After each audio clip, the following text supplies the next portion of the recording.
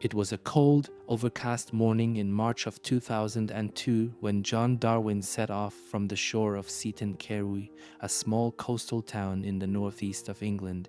His life, clouded by mounting debt and financial struggles, seemed to have hit rock bottom. A middle-aged teacher, he was no longer the man he once was. Desperate to escape his mounting troubles, John hatched a plan so daring and bizarre that no one would ever suspect the man they thought had drowned could be alive. John placed his kayak on the water, and in a carefully executed act of deception, he paddled out into the cold North Sea. With a few powerful strokes, he vanished from view. Hours passed, and the alarm was raised. The sea rescue team was dispatched. When his canoe was found adrift, empty, the investigation began. There was no sign of a struggle, no signs of injury, no body. The Coast Guard made it clear. John Darwin was presumed lost at sea. His wife, Anne Darwin, who had been at home that day, received the devastating news, a news that would change her life forever. But what the authorities and the world didn't know was that this was all an act. John Darwin had carefully staged his disappearance. He didn't drown in the icy waters of the North Sea. He wasn't swallowed by the waves. No, he was quietly plotting his own escape, securing his future while the world believed him dead. And Darwin was left to pick up the pieces of her life after John's disappearance. To the outside world, she was the picture of devastation.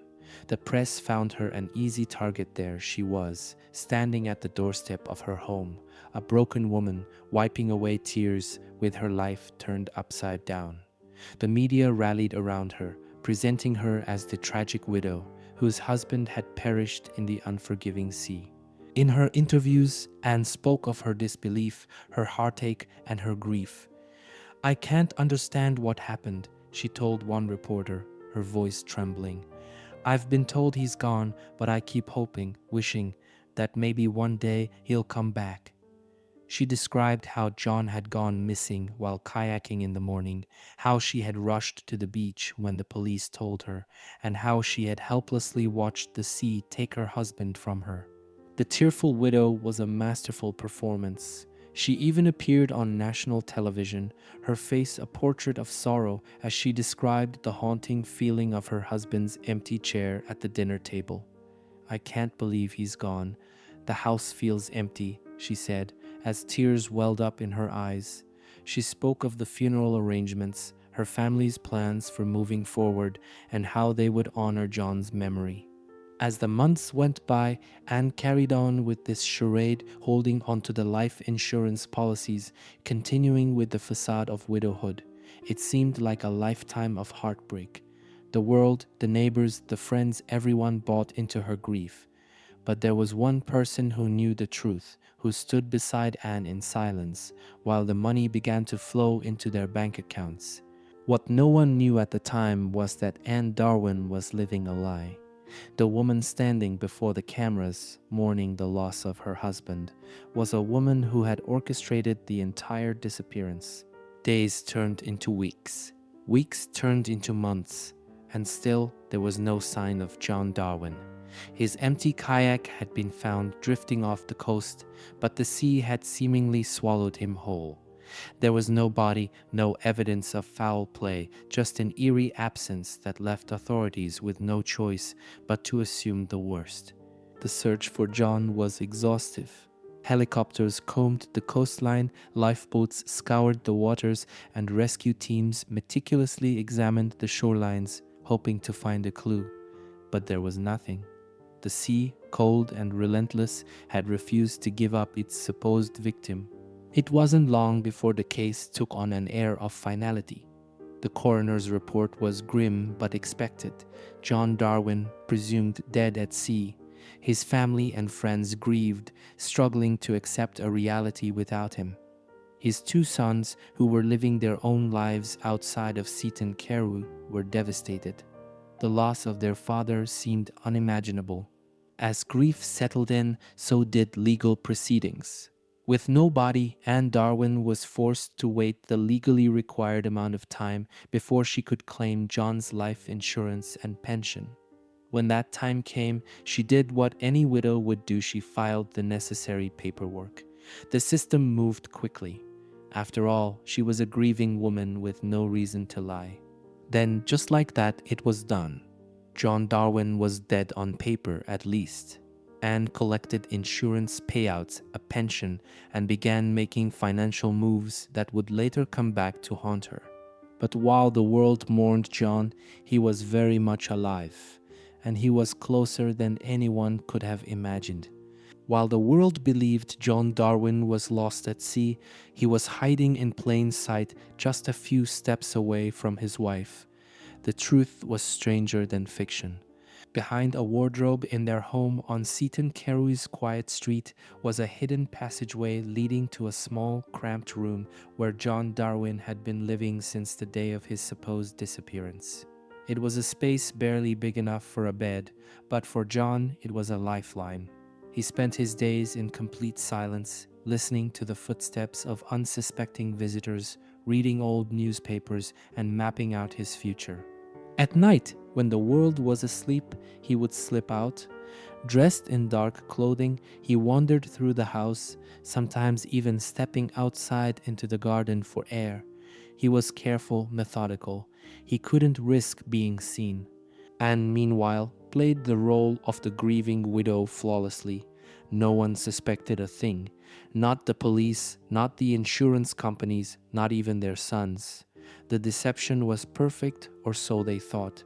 To the outside world, she was moving forward, trying to cope with the unbearable loss. In reality, she was managing two lives, the one she presented to the public and the one she shared with her very much alive husband. But living in the shadows was not easy for John. The walls of his hidden world began to close in. He was tired, restless. He wanted to experience freedom again, not just in the dead of night. What started as a clever con was now turning into something much more dangerous. John was growing impatient, and soon that impatience would be their downfall. For John Darwin, life inside his secret hideout was suffocating. The small, hidden room behind the wardrobe was his self-made prison, and though he had engineered his own vanishing act, he quickly realized that being dead wasn't as liberating as he had imagined. But John wasn't the type to simply endure. As the months passed, his paranoia gave way to recklessness. He started testing his limits, pushing the boundaries of his confinement. And so, under the cover of darkness, he became a ghost moving through his own house, walking the hallways while Anne slept, staring out the windows at the street where life carried on without him. Then he went further.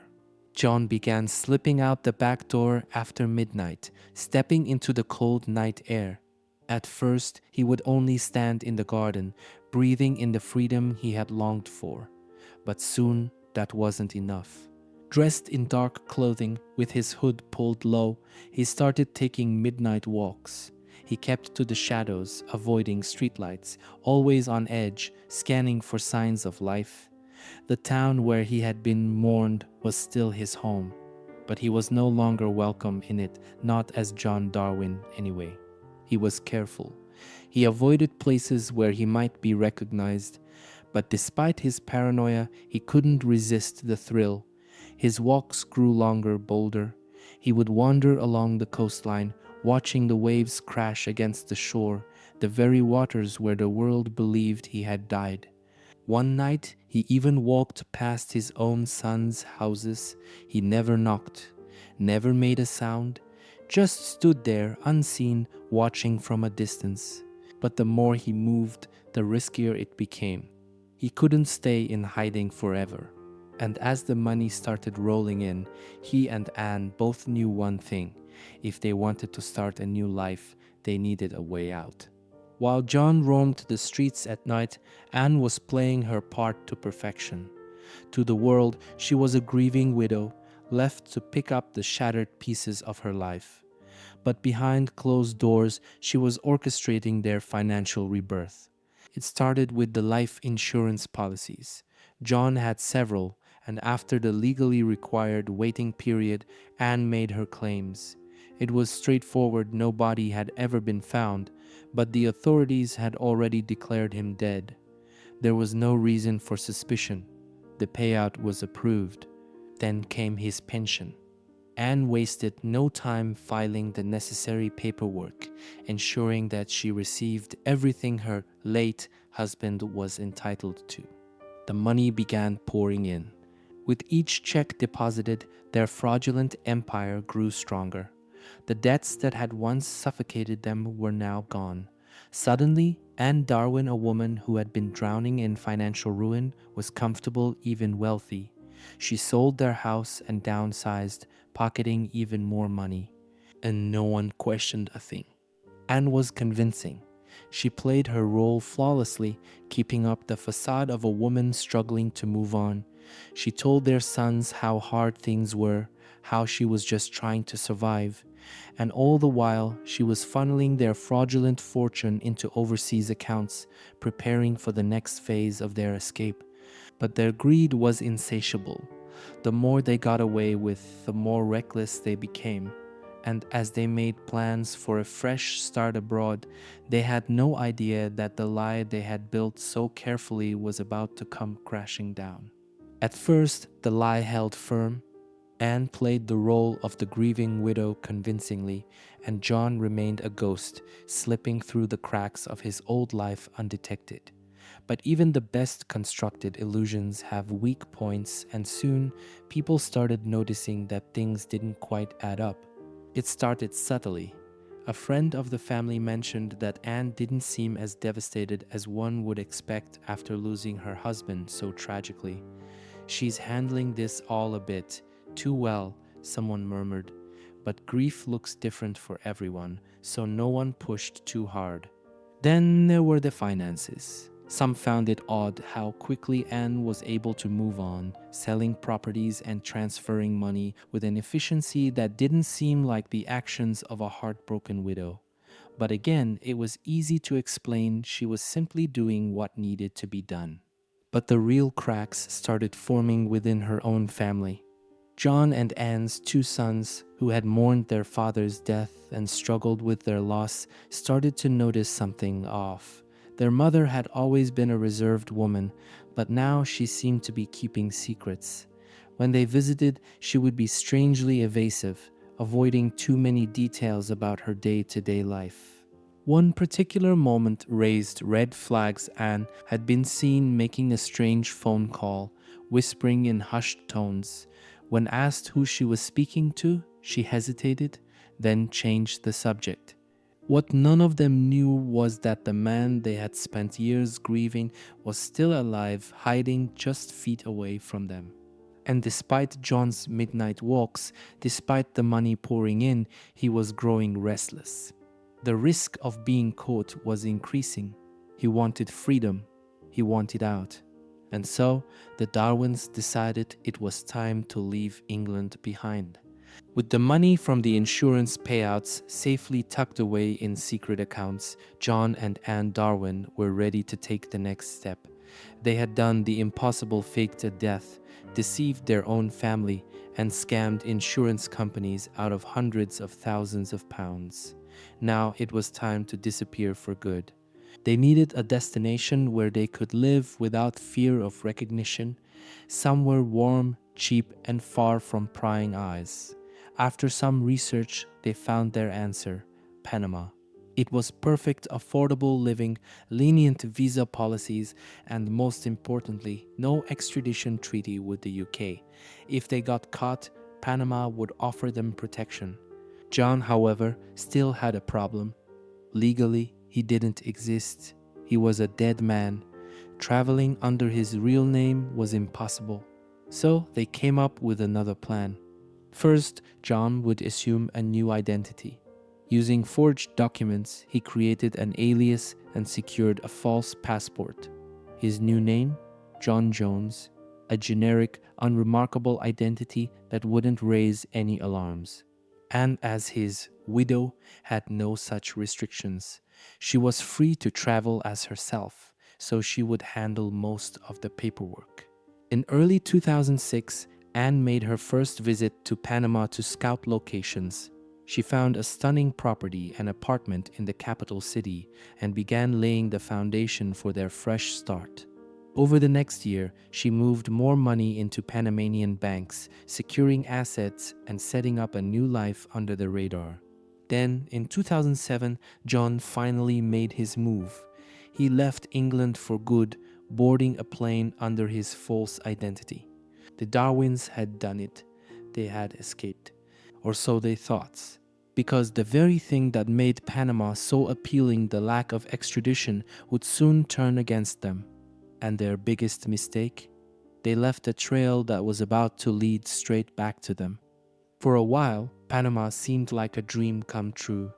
John and Anne Darwin had pulled off the impossible, faking a death, cashing in on insurance payouts, and escaping to a tropical paradise far from the prying eyes of the British authorities. In their minds, they were untouchable. John, now living as John Jones, settled into his new life. They had purchased an apartment in an upscale part of Panama City, surrounded by palm trees and ocean views. Anne handled the finances, and John enjoyed his newfound freedom. No more hiding in tiny rooms. No more midnight walks in the shadows. He was a free man, or so he thought. But their greed had made them reckless. The problem with starting a new life in a foreign country: paperwork.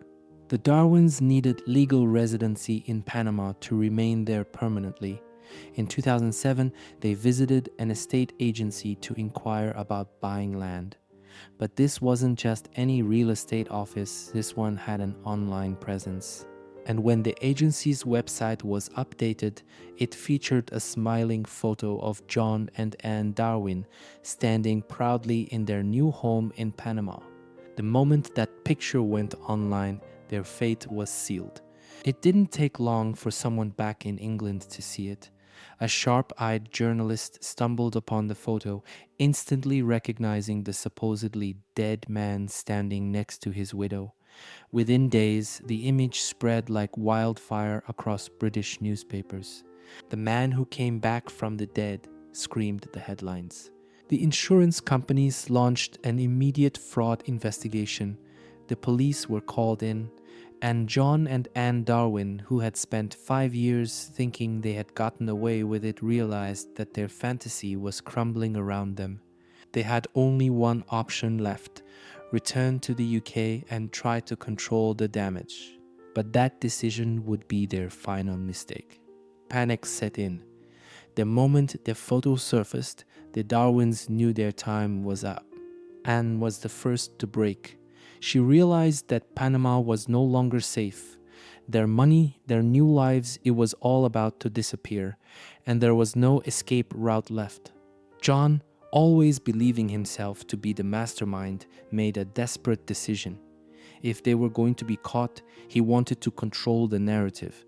He needed a way to explain everything, a way to salvage whatever was left. So in December 2007, he did something no one expected. John Darwin walked into a London police station and pretended to have amnesia. He claimed that he had no idea where he had been for the last 5 years, as if he had simply woken up one day with no memory.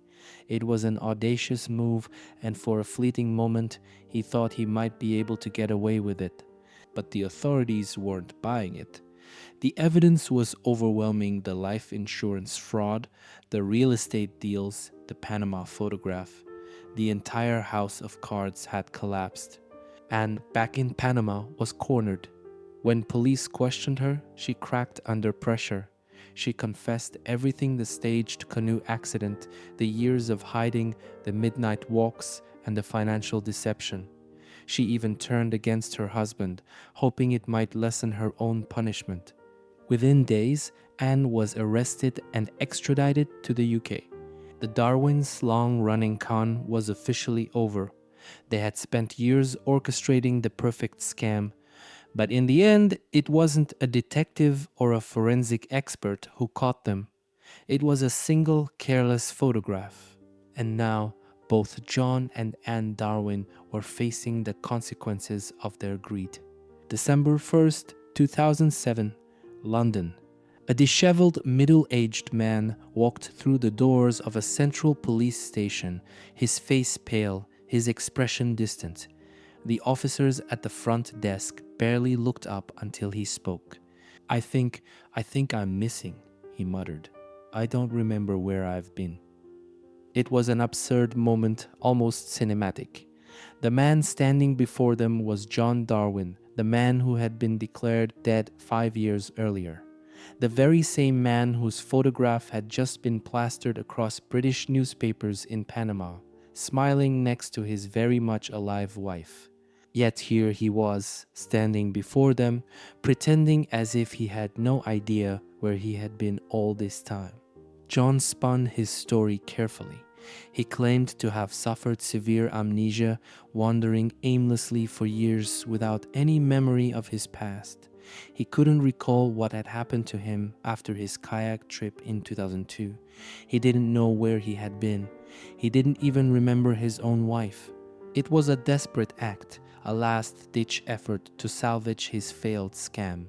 If he could convince the police that he had genuinely lost his memory, perhaps they wouldn't charge him with fraud. Perhaps he could walk away bruised, but not broken. For a brief moment, there was silence. Then the officer at the desk asked him to wait. Another officer was called in. Then another. Within an hour, John was sitting in an interrogation room, answering questions he was wildly unprepared for. Because what John Darwin didn't realize was that in the outside world, his wife had already started talking. And the detectives, they weren't buying his act for a second. From the moment John sat down in that interrogation room, his fate was sealed. The detectives had already seen the reports, the evidence, the statements. They weren't dealing with a lost, confused man. They were dealing with a con artist. His story was flimsy at best. He claimed he had no idea where he had been for the last 5 years, yet his passport had a clear travel history. He had been in and out of Panama multiple times. He had legally signed documents under his fake identity. And the most damning part, the photograph. John, if you've been missing all this time, how do you explain this? The detective slid a printed image across the table. It was the now infamous Panama photo John and Anne Darwin standing together in their new apartment, looking relaxed, happy, very much aware of their surroundings. John hesitated. Then, with the confidence of a man who had talked his way out of things before, he gave his response. That's not me. Silence filled the room. The detectives exchanged glances. John, this is you. This picture was taken in Panama. This was uploaded to a public website. How do you explain this? John stammered, scrambling for an answer. He muttered something about mistaken identity, about how he didn't recognize the image, but it was clear his entire act was unraveling. And then came the final blow. One of the detectives slid another document in front of him, a full confession from Anne Darwin. His wife had already admitted everything: the insurance fraud, the fake death, the years of hiding. She had turned against him, hoping to secure a lighter sentence for herself. John Darwin had no way out. His amnesia gambit had failed spectacularly. The only thing left for him to do was confess. And as he sat there, staring at the damning evidence, he realized he had made the biggest mistake of all, believing he could outsmart everyone. While John Darwin was busy spinning his absurd tale of amnesia in a London police station, Anne Darwin was thousands of miles away in Panama, trapped, panicked, and completely alone. The moment British authorities caught wind of the Panama photograph, Anne knew she was in trouble. The life she had built on deception was collapsing, and unlike her husband, she had no illusions about talking her way out of it. The evidence was overwhelming, and there was nowhere left to run. The Panamanian government wasted no time. Anne was detained and questioned about the fraudulent life insurance payouts and John's fake death. She knew extradition was inevitable, the UK wanted her back, and Panama wasn't about to protect a known fraudster.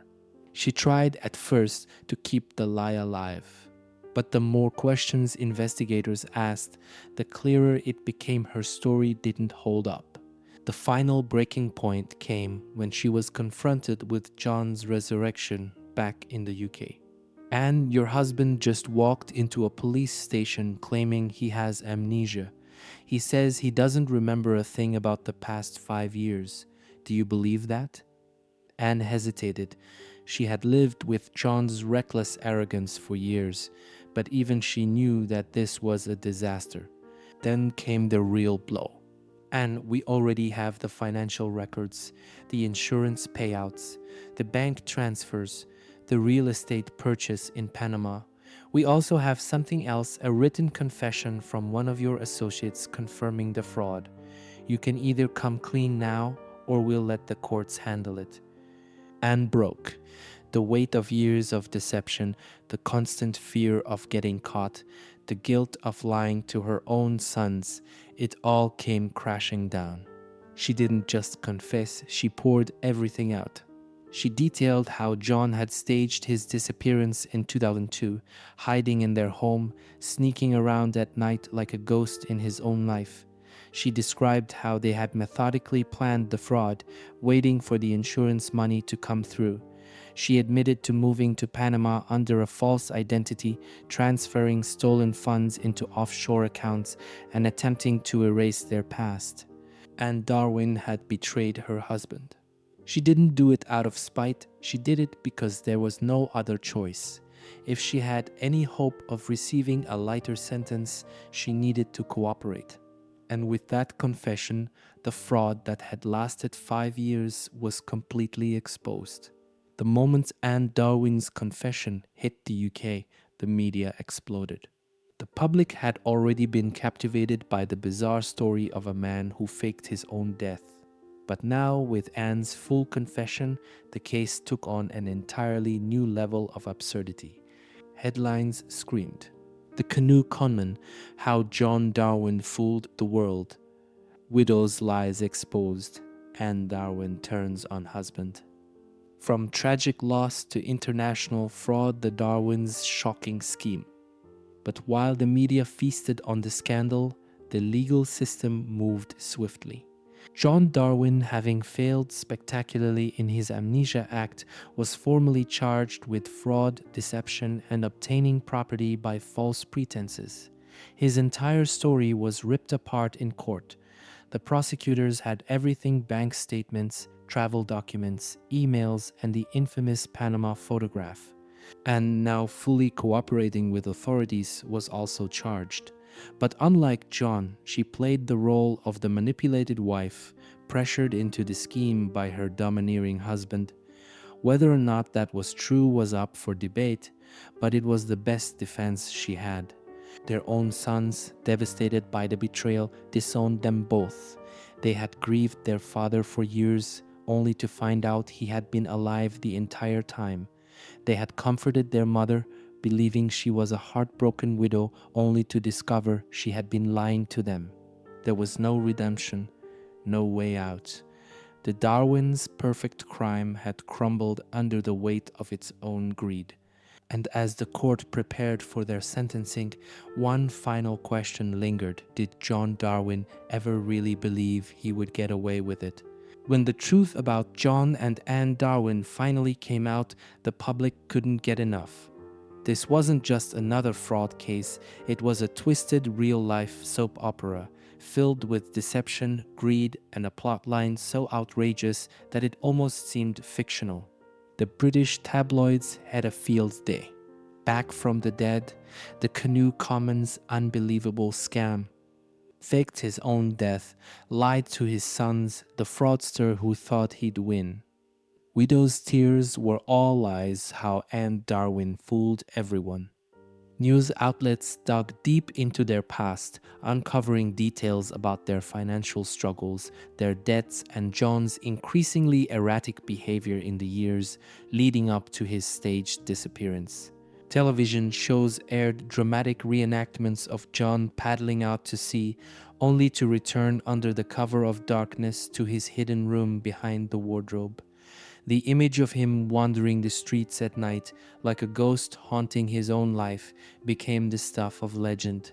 But the most gut-wrenching detail, the one that truly turned the public against them, was the betrayal of their own sons.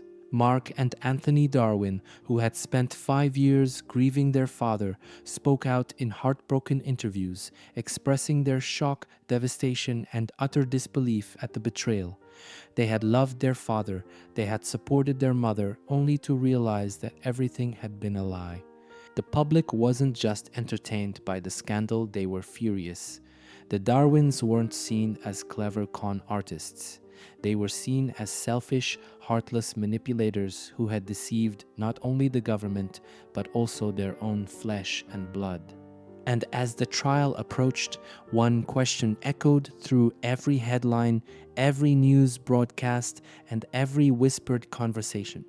Would they pay for what they had done? In 2008, John and Anne Darwin stood before the court, facing charges of fraud, deception, and obtaining property by false pretenses. The trial was one of the most closely watched in the UK that year. John maintained his arrogance until the very end. He still believed he could talk his way out of trouble. But in the cold reality of the courtroom, his usual bravado crumbled. The evidence was undeniable. Prosecutors laid everything bare: the staged canoe accident, the secret life in the hidden room, the fraudulent insurance payouts, the reckless attempt to start over in Panama, the Panama photograph, the single image that destroyed their entire plan. The most devastating testimony came from their own sons. Mark and Anthony Darwin took the stand, their voices shaking with anger and heartbreak. They described the pain of losing their father, only to later discover that he had been alive the whole time. "It's like grieving twice," one of them said. "Except the second time, you realize you were grieving for a man who never even cared." Anne, still clinging to her only possible defense, portrayed herself as a victim of John's manipulation. She claimed she had been pressured into the scheme, forced to lie, and had only gone along with it because she was scared of her husband. But the jury didn't buy it. After weeks of testimony, deliberation, and the exposure of every deceitful move they had made, the verdict was in: guilty. Both John and Anne Darwin had fooled the world for 5 years, but now the truth had caught up with them. When the judge handed down the sentence, there was no sympathy. John Darwin, the mastermind behind the entire scheme, was sentenced to 6 years and 3 months in prison. Anne Darwin, despite her efforts to frame herself as a manipulated accomplice, received 6 years and 6 months, a slightly harsher punishment because of her active role in filing false insurance claims and moving the stolen money. As the judge read their sentences, there was no dramatic outburst, no last-ditch attempt to protest their innocence. John stared ahead, stone-faced, as if he still couldn't comprehend how it had all fallen apart. And once the picture of composure finally broke down in tears, the deception was over. There were no more lies to tell. They had gotten away with their scam for years, but now they would be paying for it behind bars. Prison was a harsh reality check for both John and Anne Darwin. John, always the schemer, struggled with the loss of control. He had spent years dictating his own fate, manipulating people, creating elaborate plans.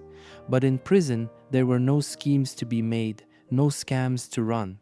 He was just another inmate, another convicted fraudster. Anne, on the other hand, adjusted in a different way. She withdrew, spending her time reflecting on everything that had happened. She wrote letters to her sons begging for forgiveness. At first, they refused to respond. For them, she had been just as guilty as John. But while John remained unapologetic, believing he had simply been unlucky to get caught, Anne showed real regret.